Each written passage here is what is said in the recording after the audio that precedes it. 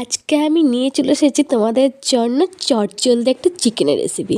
তার জন্য কিছুটা পরিমাণ বোনলেস চিকেন নিয়ে নিয়েছি। তার মধ্যে আদা কুচি, রসুন কুচি, সামান্য পরিমাণ হলুদ গুঁড়ো, লঙ্কা গুঁড়ো, লবণ, আর তার সাথে লেবুর রস দিয়ে আর 1 চামচের মতো ওই সর্ষের তেল দিয়ে ভালোভাবে মশলাগুলো মাখিয়ে 10 থেকে 15 মিনিটের মতো রেস্টে রেখে দেবো।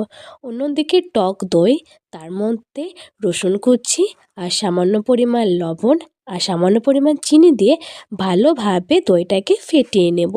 আর অন্যদিকে কড়াইয়ে সর্ষের তেল গরম করে সামান্য পরিমাণ হলুদ গুঁড়ো আর লঙ্কা গুঁড়ো আর কস্তুরি মেথি মানে পাতাটা দিয়ে ভালোভাবে ভেজে নেব।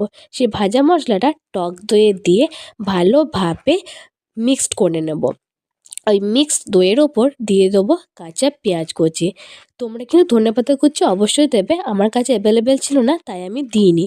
আর অন্যদিকে ওই কড়াইয়েতেই সর্ষের তেল দিয়ে কাঁচা লঙ্কাগুলো ভেজে তার মধ্যে ম্যারিনেশন করা চিকেনটা দিয়ে ওই লো ফ্লেমে 10 থেকে 15 মিনিটের মতো ভালোভাবে চিকেনটাকে রেডি করে নেবো। আর চিকেনটা একটু রান্না হয়ে গেলে ওই দইয়ের ওপর আমরা এই চিকেনের গ্রেভিটাকে দিয়ে ভালোভাবে মিক্স করব। মিক্স করা হয়ে গেলে আমাদের চটজলদি চিকেন কিন্তু রেডি।